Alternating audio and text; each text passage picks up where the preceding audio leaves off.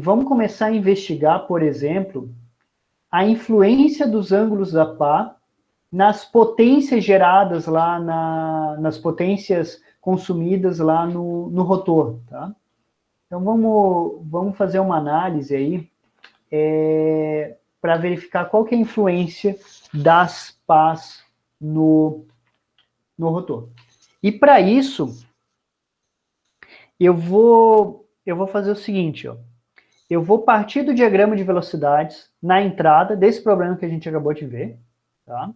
E eu vou considerar uma situação onde eu tenho um ângulo de escoamento igual a zero. Ou seja, um ângulo de escoamento igual a zero, o ângulo alfa é esse daqui, né? O ângulo de escoamento.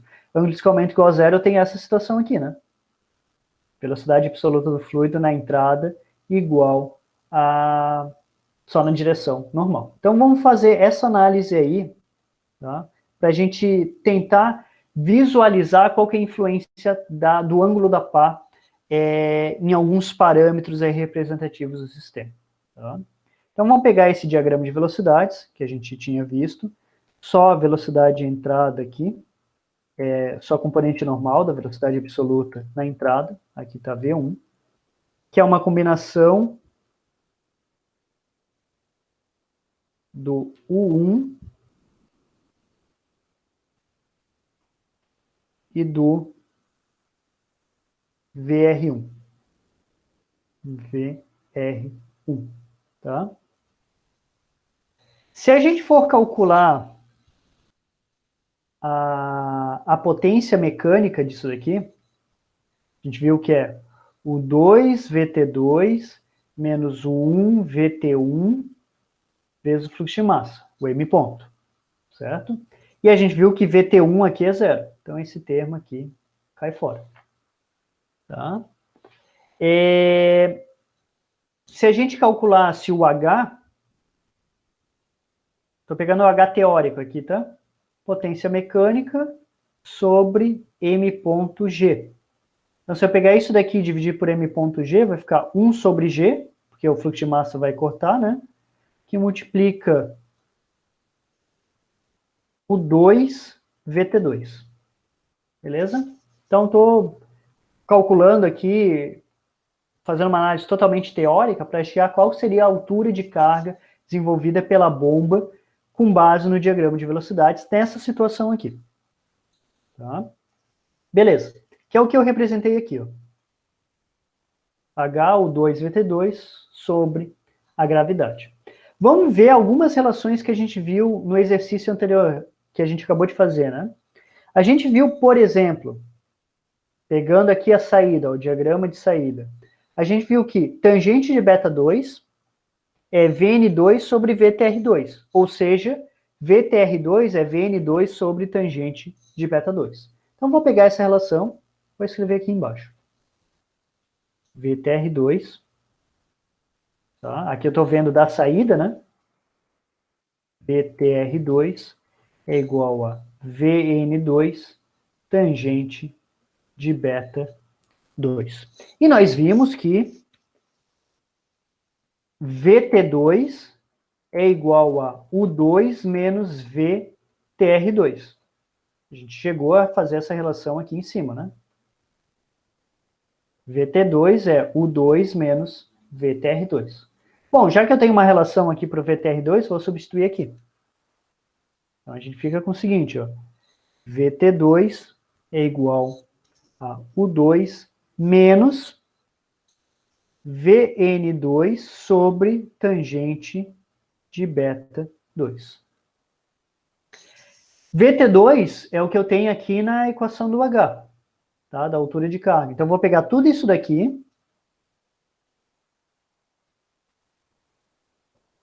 e vou substituir aqui, ó. Vamos ver o que vai dar. Estou fazendo uma relação aqui para verificar como que a altura de carga aqui vai estar mudando com esses vetores de velocidade aqui. No final das contas, eu vou querer relacionar isso daí com os ângulos da pá.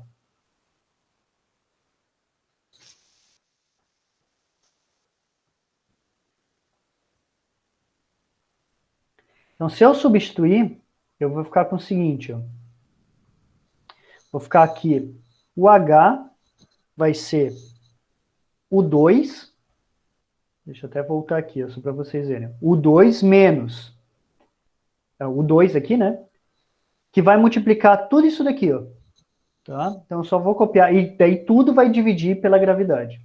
Então, vai ficar o 2 que multiplica o 2 menos Vn2 sobre tangente de beta 2 dividido pela gravidade. Então, aqui a gente está vendo como que a altura de carga está mudando com o ângulo da pá. Tá? Beleza.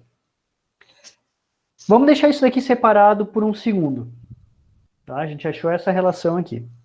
A gente sabe, por conservação da massa, né?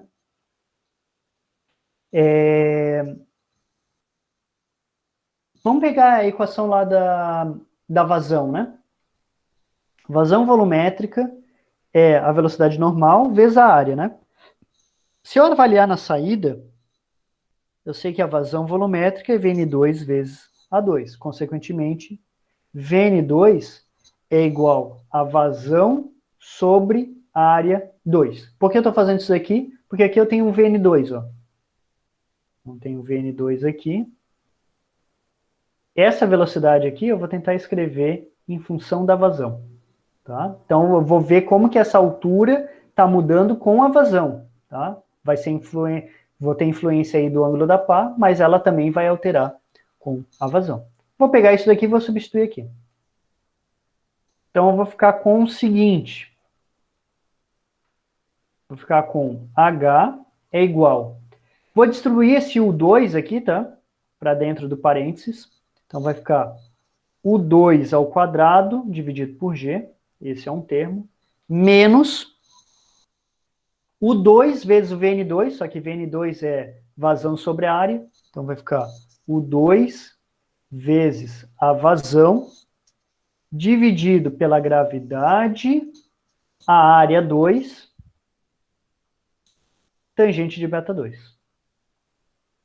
Então, só peguei esse termo, substituí aqui e distribuí o 2 aqui multiplicando os termos. Fiquei com isso daqui. O que é essa área 2?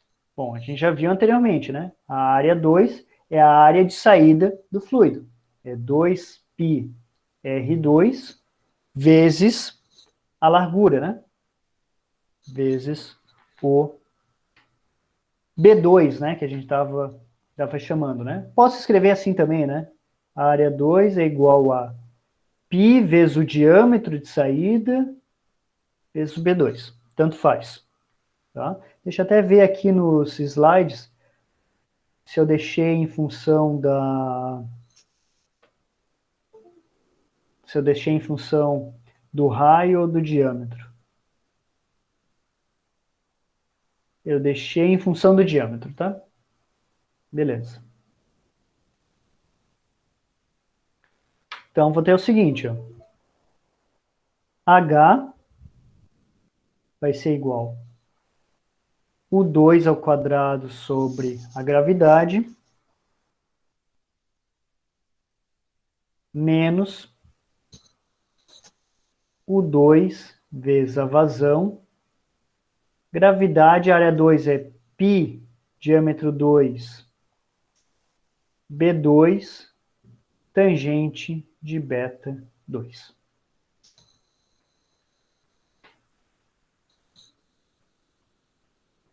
Beleza? Então, eu tenho essa situação aqui. Bom, se a gente for olhar essa equação, se eu estiver trabalhando com uma geometria de uma bomba específica, então um diâmetro com uma determinada dimensão, tá? O rotor eu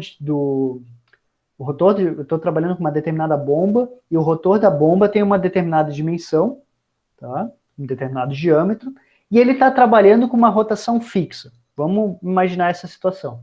Então, se eu tenho um rotor com uma dimensão fixa e ele está trabalhando numa rotação fixa, o 2 não vai variar, certo? Ele é uma constante. Diâmetro é uma informação da geometria, né? Não vai mudar. Largura da pá também não vai mudar. O ângulo da pá também não vai mudar durante a operação da bomba. A única coisa que eu poderia mudar, dependendo de onde que eu vou instalar essa bomba, vai ser a vazão. Tá? Então, dependendo do meu sistema lá, a minha vazão vai mudar. Então, eu poderia falar o seguinte: se eu estiver trabalhando com uma dimensão fixa e uma rotação fixa, isso aqui seria uma constante, tá? Que eu vou chamar de uma constante C1. E isso daqui, ó, seria uma outra constante, que eu vou chamar de uma constante C2, tá? Consequentemente, a equação aqui da altura de carga em função da vazão, ela ficaria com essa cara aqui, ó, C1 menos C2 vezes a vazão, tá? O que representaria cada uma dessas constantes? Observem que a constante 1 seria a altura de carga que eu teria se eu tivesse uma vazão igual a zero. Tá? Então, por exemplo, eu tenho lá a bomba operando, ela está instalada num sistema e por algum motivo eu deixo a bomba ligada e eu fecho uma válvula lá na saída da bomba. Então, se eu tenho uma válvula totalmente fechada, não tem escoamento, mas a bomba está funcionando, ela está entregando energia para o fluido. Então, se eu fosse avaliar a altura de carga da bomba, tá? O quanto de energia que ela está fornecendo para uma vazão igual a zero, seria esse termo aqui, ó. Velocidade de saída, velocidade do rotor, né, tangencial do rotor na saída ao quadrado sobre a gravidade. Tá? Essa informação aqui, quando eu tenho uma vazão igual a zero, depois a gente vai ver que os diagramas de altura de carga por vazão, tá? Ele tem um formato mais ou menos assim, ó, de bombas. De forma geral, ele tem um formato mais ou menos assim. Esse ponto onde tem uma vazão igual a zero, que seria esse ponto aqui, ó, isso aqui é o que a gente chama de altura de carga de bloqueio, tá? Altura de carga de bloqueio.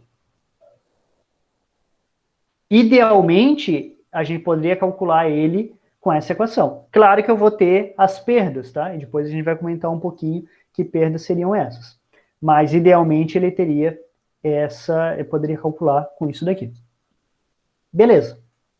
A gente tem essa informação. Então, a gente tem uma equação da altura de carga, que é uma constante, menos uma constante 2 vezes a vazão. E como vai ser o comportamento da altura de carga em função da vazão por uma situação idealizada, né? Já que a gente está fazendo uma análise em diagramas de velocidade. Bom, vão depender desses valores de C1 e dos valores de C2. Tá? Então, vão depender dessas duas informações. Então, para isso, eu vou mostrar aqui, ó, um pouquinho. Aqui está a equação, tá? H é igual a C1 menos C2Q. A constante C1 representa essa altura de carga de bloqueio, tá? E essas constantes C1 e C2 são funções da geometria e da velocidade da máquina, da rotação da minha máquina. Vamos ver o que vai representar cada uma delas, tá? Cada uma das constantes. Então, eu só estou representando aqui de novo a equação, tá? É a equação de forma geral. O C1 é esse termo aqui, o C2 é o que está multiplicando a vazão. Se a gente quiser analisar a influência da pá, é interessante a gente verificar como que o ângulo está variando esse parâmetro C2. Tá? A gente observa que esse parâmetro aqui é função de tangente de beta 2. Tá? É o que está representado aqui. Só para a gente lembrar um pouquinho, para a gente fazer a análise, eu apresento aqui o gráfico da tangente, tá? Só para a gente ver para que valores a tangente é positiva e para que valores a tangente é negativa e para que valores a tangente é zero, tá? Então, só para a gente lembrar aqui. Então, aqui está o gráfico da tangente, aqui o ângulo e aqui os valores y. Aqui é um gráfico de y igual a tangente de x. Vamos imaginar a seguinte situação. Vamos imaginar que eu tenho uma pá reta. Tá? O ângulo de saída lá, o ângulo da pá é 90 graus. Então, lá na saída eu tenho uma pá reta, né? Tem um ângulo lá de 90 graus. Se a gente olhar esse gráfico aqui, ó, 90 graus é π sobre 2, né? Quando eu tenho beta igual a 90, igual a π sobre 2, a tangente vai tender a mais ou menos infinito, né? Então, se a gente for olhar aqui, ó, eu vou ter algum valor aqui em cima dividido por algo tendendo a infinito. Quanto que vai valer esse termo aqui? Ou quanto vai valer o C2? Se eu tenho algo dividido por algo muito grande, né, tendendo a infinito, C2 vai ser igual a zero. Tá? Então, C2 é igual a zero, quer dizer que a minha altura de carga vai ser igual a uma constante. Então, eu vou mudar a vazão e a altura de carga aqui vai ser uma constante. Tá? Essa seria a situação para um ângulo de pá radial. Tá? Um ângulo de pá é igual a 90 graus. Então, vou fazer aqui um desenho só para a gente representar isso. Então, se eu tiver... Vamos desenhar aqui um diagrama. Aqui, ó, só deixando claro, tá? Eu estou fazendo uma análise idealizada, utilizando os diagramas de velocidade, tá? Depois a gente vai ver que na prática, esses valores, esses comportamentos das curvas não vão ser bem assim, porque eu tenho todas as perdas ali ao longo do escoamento, tá? E eu vou comentar um pouco a diferença desse gráfico idealizado com o gráfico real, tá? Então aqui eu vou representar um diagrama altura de carga por vazão. A gente viu que se eu tiver um ângulo de pá igual a 90 graus, um beta 2 igual a 90 graus, eu vou ter só a constante C1, né? O C2 vai ser zero. Consequentemente, a altura de carga vai ser uma constante. Eu teria isso daqui. Ó. Vamos representar aqui essa altura de carga em função da vazão. É uma constante. Tá? Isso daqui seria por uma situação de uma pá radial, tá? Ou seja, o beta 2 igual a 90, né? 90 graus. Tá? Por quê? Porque a gente viu lá que, nesse caso, o C2, né? O C2 ele ficaria igual a zero. Beleza. Vamos ver uma outra situação agora. Se eu tiver um ângulo de pá menor do que 90, ou seja, a pá está curvada para trás, né? O que eu quero dizer com isso? Se eu for representar aqui o meu rotor, né? O ângulo de pá, deixa eu colocar um pouquinho maior aqui. O ângulo de pá, ele seria esse ângulo. Aqui eu vou representar a minha pá. Tá? Vamos dizer que eu tenho uma pá assim. O ângulo de pá é esse ângulo aqui, né? Aqui está a velocidade relativa, é o ângulo entre a pá e a tangente. Então, aqui seria um caso de um beta menor do que 90, né? Nesse caso, ó, a pá está curvada para trás, né? A pá curvada para frente seria alguma coisa assim, ó. Vamos pegar aqui. Tá? A velocidade relativa estaria para cá, ó, a normal está para cá, ó, então ela está curvada para frente. E a radial, lá aqui na saída, ela estaria reta, né? Ela estaria bem normal aqui, ó. Vou colocar aqui, ó. Vamos pegar uma pá inteira radial, ó. Aqui na saída ela estaria reta, então estaria bem na direção normal. O ângulo da pá seria 90 graus, tá? Então isso daqui é curvado para trás, considerando que ela está rotacionando assim, tá? Ela está curvada para trás, está curvada para frente e aqui seria reta. Então, se eu tiver um ângulo menor do que 90, eu tenho uma pá curvada para trás. Vamos ver a nossa relação ali. Deixa eu só organizar aqui. Vamos ver a nossa relação aqui. Se eu tenho beta menor do que 90, beta menor do que 90. Se eu tenho beta menor do que 90, tangente de um ângulo menor do que 90 é um valor positivo, certo? Então, tangente de um ângulo menor do que 90 seria positivo. Se esse valor aqui é positivo, o meu C2 ele vai ser positivo. Então, eu vou ficar menos um valor positivo aqui. Ou seja, à medida que eu estou aumentando a minha vazão, eu vou começar aqui com o valor de altura de carga do bloqueio, C1, e à medida que eu aumento a vazão, já que esse C2 é positivo, eu vou estar diminuindo a altura de carga. Quanto maior a vazão, menor a altura de carga. Eu tenho sempre sinal de menos aqui na frente. Então, se eu tenho uma pá curvada para trás, eu vou ter a seguinte situação. Tá? Se eu tenho uma pá curvada para trás, vou desenhar aqui em azul, eu teria alguma coisa, sei lá, alguma coisa assim. Claro que a inclinação vai depender daqueles parâmetros lá, né? Mas eu teria alguma coisa assim, ó. Opa! É para trás, é para baixo. Está diminuindo com o aumento da vazão.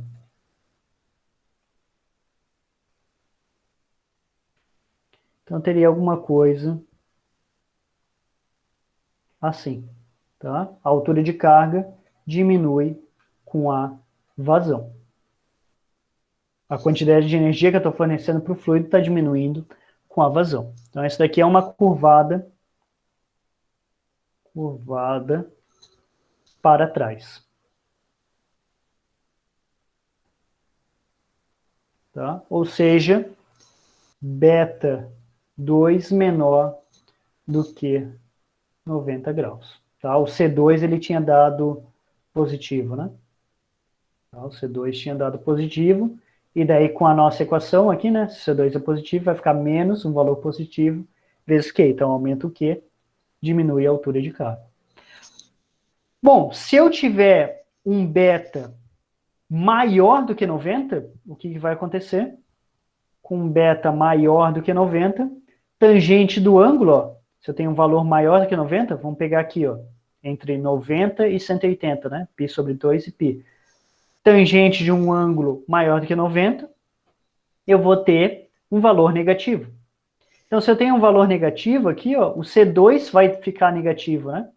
Porque o resto é tudo positivo, né? O 2 é positivo, gravidade positiva, diâmetro, largura da pá, tudo positivo. Então, o C2 vai ficar um valor negativo. E daí aqui, ó, menos com menos, quando eu for avaliar a influência da vazão na altura de carga, quando eu aumentar a vazão, eu vou aumentar a altura de carga. Tá? Observe que isso daqui tem um formato de uma equação de uma reta, né? Por isso que eu estou desenhando lá como se fosse uma reta, né? Não tem nenhuma potência aqui. Então, isso daqui é uma equação de uma reta. Então, se eu tiver uma bomba com pá curvada para frente,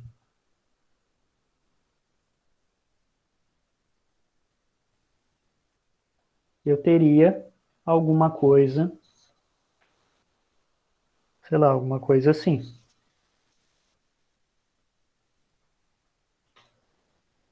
Se eu tivesse uma pá curvada Gustavo, para frente. Pode perguntar. a altura de carga diminui com o aumento da vazão ou eu entendi errado? Para pá curvada para trás, a altura de carga diminui com o aumento da vazão. Ah, tá. E pá cruzada para frente aumenta. Tá, entendi. Isso. Beleza. Tá. Beleza, obrigado. Então, a curvada para frente, o beta 2 vai ficar maior do que 90, né? E o C2 aqui a gente viu que ele deu um valor negativo. Tá? Bom, se a gente olhasse esse gráfico aqui, ó, a gente poderia pensar, né? Pô, então vamos utilizar uma pá curvada para frente, né? Porque à medida que eu aumento a vazão, eu estou fornecendo, eu tenho uma altura de carga maior. tá? Isso daqui é a altura de carga fornecida para o fluido. Lembrando que isso daqui são curvas teóricas, tá? Eu vou até colocar aqui, ó. Curvas teóricas. Curvas teóricas da carga H pela vazão Q, tá? Bomba centrífuga, né? Que a gente está avaliando aqui. Centrífuga. Beleza? Então, inicialmente, se a gente olhasse isso daqui, a gente poderia pensar, pô, então vale mais a pena a gente colocar uma pá curvada para frente, porque eu vou estar aumentando a vazão lá. Eu quero vazões maiores, eu vou ter mais altura de carga, mais energia fornecida para o fluido. Mas a gente tem que tomar cuidado com o seguinte: para a gente fornecer energia para o fluido, a gente vai ter que ter uma potência mecânica, tá? A gente vai ter que ter uma potência para acionar essa bomba. Vamos ver como que a potência está variando com a vazão, tá? Ainda potência de forma teórica, utilizando os diagramas de velocidade, mas pelo menos a gente consegue ver a influência da potência na vazão, tá? Então, vou pegar aqui, fazer mais uma divisão.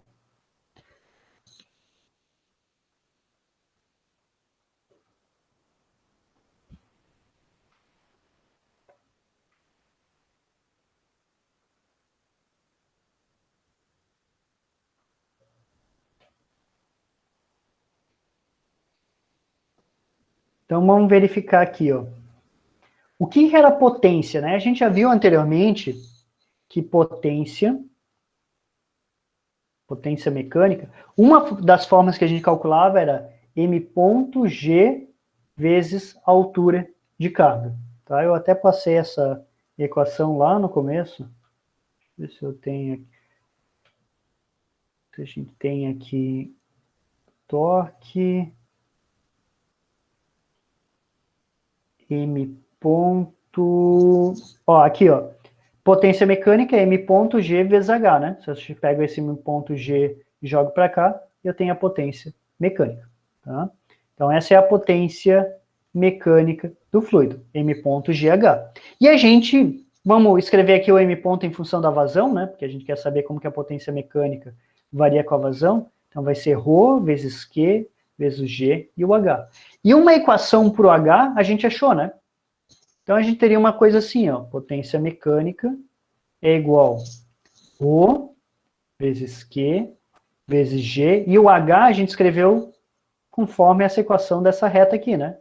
C1 menos C2 vezes Q. C1 menos C2 vezes Q. Bom, aqui está o detalhe importante, ó. Eu tenho Q, a vazão nesse termo, e tenho vazão aqui. Se eu abrir isso daqui, ó, eu tenho essa equação aqui, ó. Rho vezes G vezes C1, tá? Estou fazendo o primeiro termo aqui. Vezes Q, tá? Então é como se fosse uma equação de uma reta aqui, né? Mas eu tenho o segundo termo. Menos Rho vezes G vezes C2 vezes Q ao quadrado. Certo? Agora vamos fazer a mesma análise que a gente fez anteriormente para os valores de C1 e C2. Tá? Então, vamos pegar aqui, ó.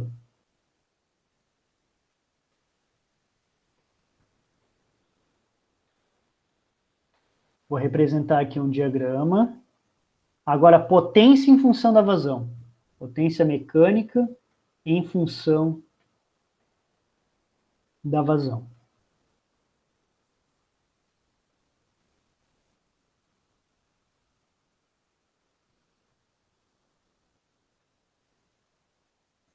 Então, aqui tenho potência mecânica, aqui eu tenho vazão.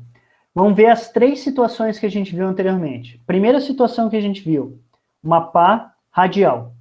Beta 2 é 90 graus e o C2 era zero.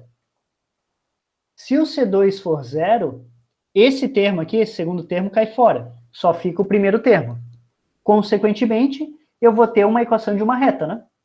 A inclinação vai depender desse ρg vezes C1, mas isso daqui é uma equação de uma reta, então a potência está variando linearmente com vazão. Então, se eu representar isso daqui aqui, eu vou ter, sei lá, alguma coisa assim, ó. Vou deixar ela aqui, ó. Que eu tenho uma equação de uma reta. Eu acho que eu tinha representado em vermelho, né? Para radial. Deixa eu até usar as mesmas cores. Isso. Essa daqui seria para uma pá radial, né? Beta 2 igual a 90 graus. Aqui seria a radial. Vamos ver a segunda situação. A segunda situação que a gente viu era a pá curvada para trás. Se eu tenho uma pá curvada para trás, o C2 é positivo. Beleza, C2 é positivo. Então a gente vai ter o seguinte, é como se eu tivesse essa equação da reta menos uma equação aqui de uma parábola, né? Só que é negativo, então é esse termo menos esse. Então se a gente fosse representar isso daqui, é como se eu tivesse alguma coisa assim, ó. É uma parábola aqui, né?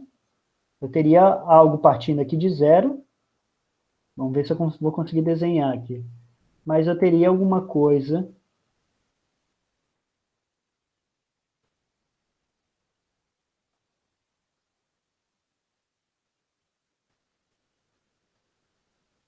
alguma coisa assim, por exemplo. Tá? Porque eu tenho uma parábola aqui. Então, é como se eu tivesse essa reta, mas à medida que eu estou aumentando a vazão, esse termo aqui, eu vou estar diminuindo, estou me afastando aqui para baixo dessa reta aqui. Então, a potência, à medida que eu estou aumentando a vazão, ela está aumentando, tá? Mas o aumento não é tão grande quanto eu tinha na pá radial. Tá? Então, aqui eu tenho beta 2 menor do que 90 graus. Então, aqui eu tenho uma pá curvada para trás. Eu aumento a potência com o aumento da vazão, mas não é uma coisa tão absurda, não é diretamente proporcional que nem eu tinha numa pá radial. Tá? Então, eu tenho uma curvada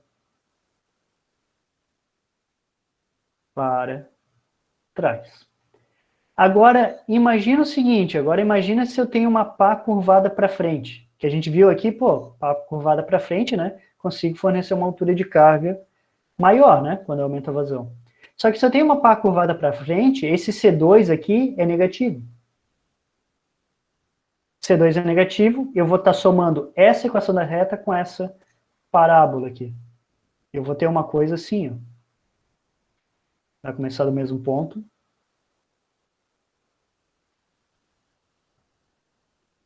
Só que eu vou ter um aumento lá absurdo. Tá? Claro que vai depender desses valores aqui para ver essa taxa de crescimento, mas estou somando esse termo aqui mais um termo aqui relacionado à vazão ao quadrado. Tá?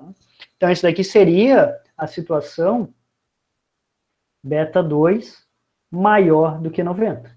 Ou seja, uma pá curvada para frente. Aqui está a justificativa porque a gente não usa pás curvadas para frente em bombas. Tá? Porque a potência que a gente precisaria ter uma pequena variação de vazão teria que ser absurda, e daí já mata o projeto da bomba. Numa pá curvada para trás, a gente consegue atingir potências elevadas sem precisar ter potências, vai ter que ser uma potência maior, mas não tem esse comportamento como tem na pá radial e na pá curvada para frente. Tá? Então, por isso que a maioria das pás, dos rotores de bombas centrífugas, a gente vê isso daqui, ó, pá curvada para trás. Vocês podem até achar algumas pás com pá radial, algumas feitas, tá? Mas principalmente foi feita de forma radial porque era fácil de fazer, de construir, tá? Manufatura bem simples. Mas ela provavelmente não vai conseguir trabalhar com vazões muito elevados, porque o consumo de potência ficaria muito alto. E uma pá curvada para frente, ela já se torna impraticável. Trabalhar aqui com uma vazão, aumentar um pouquinho a vazão, ela já torna proibitiva devido ao consumo de potência ou a necessidade de potência para acionar o eixo da bomba. Beleza? Tá? Então essas daqui seriam curvas teóricas, tá? Curvas teóricas de potência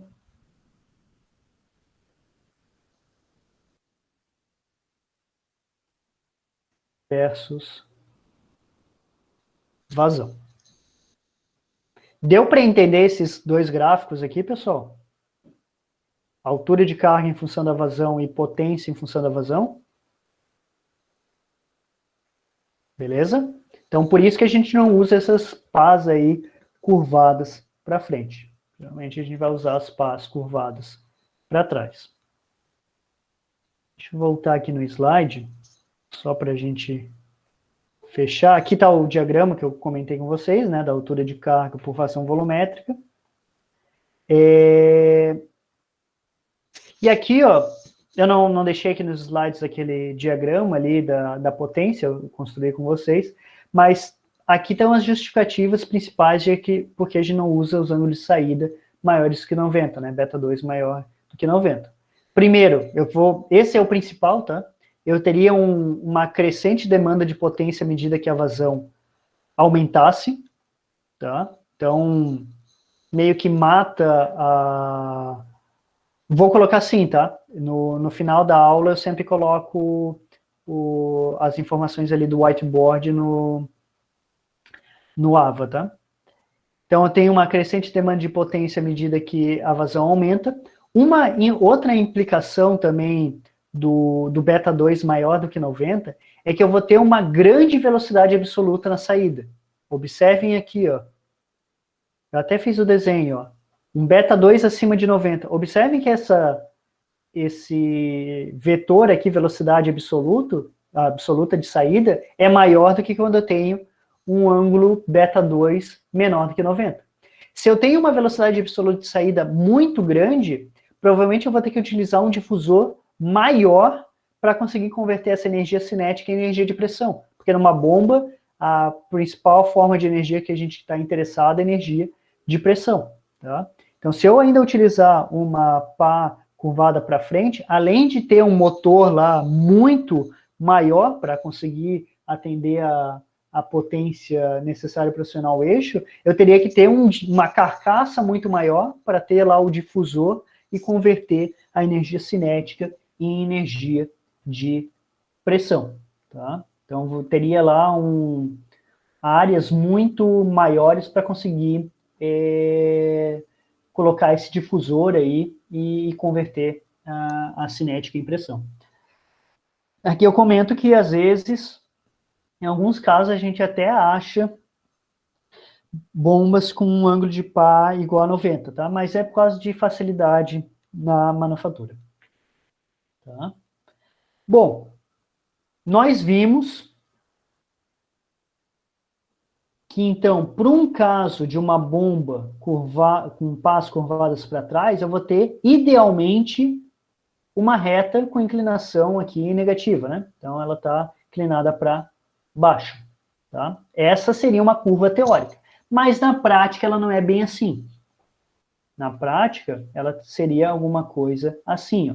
Então, aqui, ó, está representada a curva teórica, tá? Essa curva aqui, que a gente acabou de representar. E em azul está representado a curva real. Tá? Então, a curva altura-vazão ideal é a de cima, essa reta, e aí em azul, a curva altura-vazão real. Qual que é a diferença entre as duas? Tá? O que provoca essa queda na altura de carga? Tá? Tem alguns principais motivos. Primeiro motivo, que vai afastar essa curva teórica da curva real, são efeitos de atrito que eu tenho. Tá? E essas perdas devido ao atrito estão representadas aqui por essa região em cinza claro. A gente sabe que o atrito, ou vamos chamar ali a perda de carga, né, as perdas devido aos atritos viscosos ali, elas são cada vez maiores à medida que eu aumento a velocidade do fluido, ou seja, à medida que eu aumento a vazão do fluido. Tá? Então, se a gente for observar, quanto maior a vazão, maior vai ser essas perdas devido ao atrito. Então, observem que essas áreas em cinza claro, que é devido ao atrito e escoamento, elas ficam cada vez maiores quando eu aumento a vazão. Tá? Então, lá no começo, a vazão igual a zero, ou próximo de zero, a perda por atrito é muito pequena, mas vai aumentando, e isso daqui vai aumentando como se fosse uma parábola. Porque, eu não sei se vocês se lembram, lá em mecânica dos fluidos, em fenômenos de transporte, a perda de carga, né, a perda devido ao atrito, é proporcional à velocidade do fluido ao quadrado. Tá? Então, vazão é velocidade vezes a área, né? Então, se eu aumento a velocidade, eu estou aumentando a perda de carga, os efeitos viscosos lá ao quadrado. Por isso que ele tem esse formato de uma parábola. Quando eu tenho vazões muito pequenas, o que eu posso ter é circulação de fluido no interior do rotor. É como se eu tivesse alguma coisa assim, ó. Se eu tenho uma vazão muito pequena, eu tenho aqui o meu rotor. O ideal é que o fluido... Vou desenhar a pá do rotor aqui. O ideal é que o fluido entrasse por aqui, percorresse isso daqui e saísse aqui na periferia. Só que se eu tenho velocidades muito pequenas aqui, vazões pequenas, velocidades muito pequenas, parte do fluido ele pode ficar circulando entre as pás. Eu tenho uma pá aqui, vamos dizer que eu tenho outra pá aqui, outra aqui, outra aqui. Uma parte vai, mas uma parte, geralmente em regiões de menor pressão, eu posso ter circulações aqui, ó, de fluido. Em vez de ele escoar para cá, uma parte escoa para cá, outra pega e recircula aqui. Tá? Vou tentar o zoom aqui. Então, vou ter aí uma recirculação, se eu tenho uma vazão muito pequena. E daí eu estou fornecendo energia para o fluido, para ele se movimentar, só que ele não está entrando e saindo. Uma parte ele está recirculando. Então, parte da energia do fluido não está sendo utilizada. Tá? Então, tem uma recirculação de fluido aqui. Isso acontece quando eu tenho vazões muito pequenas, porque eu vou ter velocidades muito pequenas, tá? De escoamento. Então, isso é uma perda que aparece quando eu tenho lá vazões muito pequenas, tá? Lá em vazões altas eu não vou ver essa perda. E a outra perda que eu tenho é o que a gente chama de perdas por choque, tá? Devido à divergência entre a direção da velocidade relativa e a direção da tangente da pá.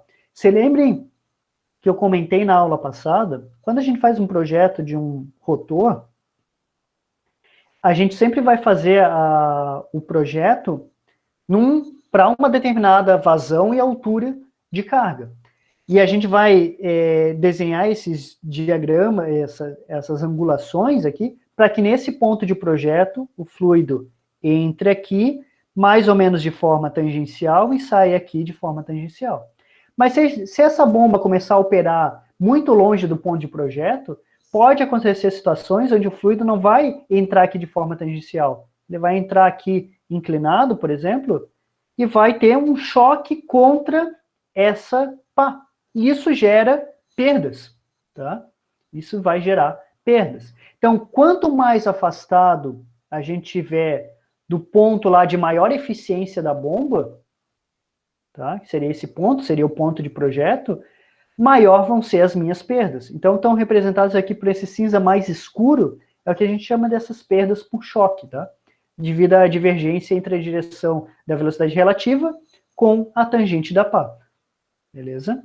Então, idealmente, a velocidade relativa sempre está tangente a pá. Mas, dependendo da situação, se eu estiver afastado do ponto de projeto, elas não vão estar na mesma direção. Então, eu vou ter uma perda aí que a gente chama de perda por choque, que é devido a esse impacto mesmo no fluido contra a superfície das pás.